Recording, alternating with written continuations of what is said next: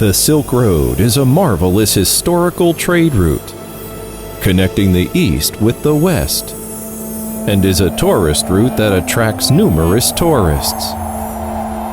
During the route's prosperous period, brave trade caravans started from Chang'an, a capital of ancient China, passed through the He corridor, crossed over the Pamirs, and eventually reached Europe.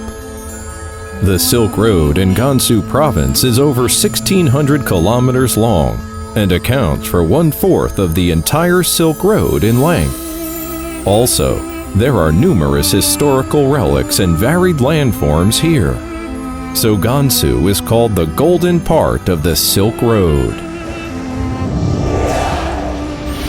Passing by Tianshui and Pingliang, two major portals along the Silk Road, travelers move westward, passing by Lanzhou, Wuwei, Jinchang, Jiangye, Jiuqian, and Jiayuguan, and reach Dunhuang, these famous historical and cultural cities being linked like a string of pearls. Tianshui is the cradle of the Chinese nationality, where Chinese people multiplied and grew civilized.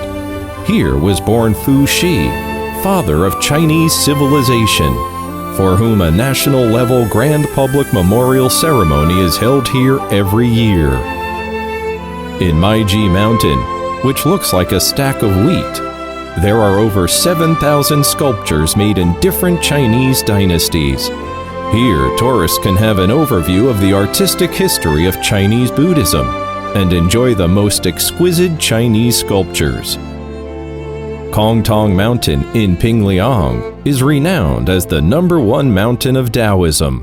It is the mythical site where the Yellow Emperor, also known as Huangdi, or his given name, Xuan Yuan, sought advice on administering the country and how to stay in good health from Guanchengzi, the progenitor of Taoism. Lanzhou is the only provincial capital that the Yellow River passes through. The beef noodles here deeply impress the never-satiated tourists. The beef noodles, the Xinjiang Opera, the ancient water wheels and the sheep-hide rafts constitute a scene of unique folk customs in the city.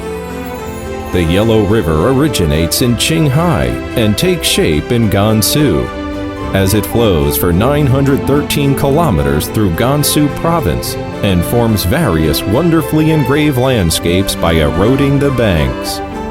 The Yellow River Stone Forest in Jingtai is a grand and magnificent canyon stone forest within the long, winding Yellow River. In northern China, there are 3 gorges of the Yellow River, whereas in southern China, there are 3 gorges of the Changjiang River.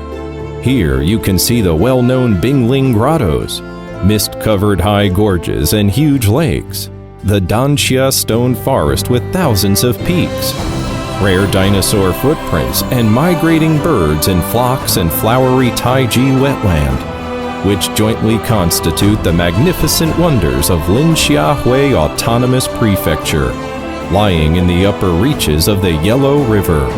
Linxia is also the hometown of Hua-Er, flower, the folk song popular in northwest China. Gan'an, a land of snow and Buddhism closest to China's hinterland. If one could say that life is a predestined yet unexpected meeting, let's come here to feel the power of faith and experience a land that lies between a fluctuant mountain chain and extensively shaded steppe to feel our souls soar free. Heading westward from Lanzhou, we enter the well-known He corridor. Wuwei is an ancient city with a history of over 2,000 years. The well-known galloping horse treading on a flying swallow, unearthed here, has become the tourism sign of the country. It is the legendary flying horse. The Baita Temple in Wuwei witnessed the history that Tibet was included in China. The sea of fragrant lavender make Jinchang China's nickel capital, the most romantic tourist destination along the He corridor. Without a look at the snow on top of Qinlian Mountain, you may mistake Ganzhou for a place in the south of the Yangtze River. These two poetic lines talk about Zhangye, an oasis in the Gobi Desert, which is well known for its colorful rock mountains in the Zhangye Danxie Landform Geological Park, one of the world's top 10 geographic wonders. In addition, in Zhangye, there is the largest and oldest royal stud farm in Asia. In ancient times, there were flying apsaras, and in modern times, there is the aerospace industry. This makes a vivid description of Juqian. Juqian, a city closely related to alcohol. Huo Qubing, a senior general during the Han Dynasty, poured the liquor granted by the emperor into a spring and drank it with his warriors. Since then, the city has been called Juqian. If one heads westward along the Heshi corridor, one can see the ancient Silk Road and the Great Wall, which meet at the foot of a snow-capped mountain in Jiayuguan. If Dunhuang can be called the crossroad where the world's four major cultures meet, the Mogao Grotto should be called a sacred cultural temple of humanity. The Mogao Grottos consist of over 700 caves, over 2,400 sculptures, 45,000 square meters of wall paintings, and over 50,000 Dunhuang documents, constituting a Buddhist paradise in the oasis of the Gobi Desert. Here we have a travel back to 2,000 years ago.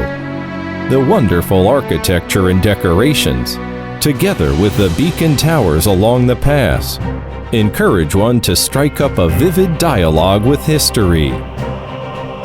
The long winding camel caravans, the never-ceasing crescent spring, and the wonderful Great Yardan landform are all breathtaking. The once difficult journeys and treks along the Silk Road have become past memories. The Baolan high-speed rail has solved the last kilometer problem for China's high-speed rails traversing from east to west, forming a high-speed rail Silk Road in western China.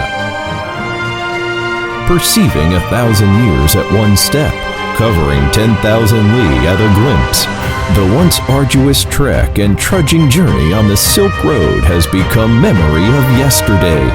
Today, countless tourists from home and abroad are going on the golden section of the road, seeking a spiritual homeland of the Silk Road civilization and recording a new chapter of communication in human civilization. Silk Road in Symphony, GANSU in Harmony.